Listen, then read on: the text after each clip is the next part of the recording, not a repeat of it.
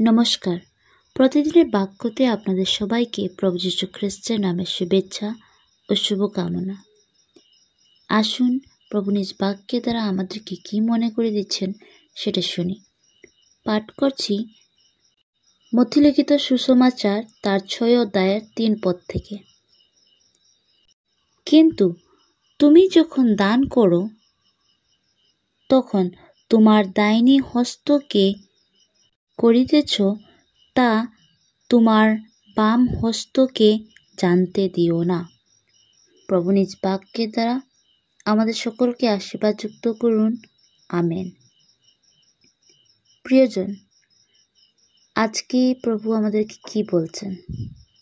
তিনি বলছেন যে যা কিছু আমরা করি সেটা এইভাবে করা উচিত যে আমরা যেন নিজের কার্যর গুণবান করে না ঘুরে ফেরাই না, কিন্তু এইভাবে করি যেন আমরা কাউকে জানতে দিই না কি ভালো কাজ আমরা করেছি।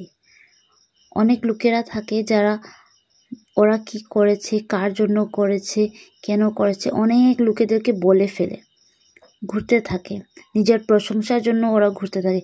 কিন্তু প্রভু আজকে বলছেন আমাদেরকে যে আমরা যা কিছু করি সেটার মধ্যে আমরা এভাবে করি যেন আমরা হৃদয় থেকে করি, কাউকে দেখাবার জন্য নয়, কাউকে এটা বলে নিজের প্রশংসা নেওয়ার জন্য নয়। প্রিয়জন, এই বাক্যে যেন আমাদের হৃদয়ে থাকে আর আমরা যেন সেভাবে নিজের জীবনকে আগে করতে পাই, তা প্রভু আমাদেরকে আশীর্বাদযুক্ত করুন। আসুন প্রার্থনা করি। সর্বশক্তিমান দয়ালু পিতা, তোমার চরণতলে আসে বসে প্রভু ধন্যবাদ দিই এই বাক্যের জন্য যে তুমি আমাদেরকে দিয়েছ।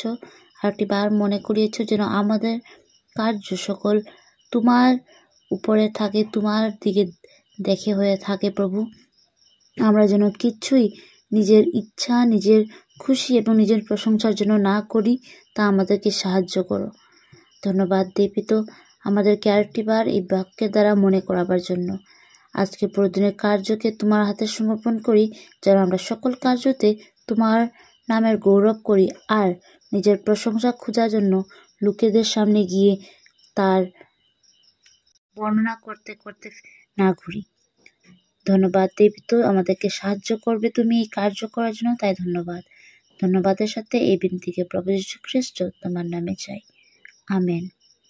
আপনাদের সবার দিন শুভ হোক। নমস্কার।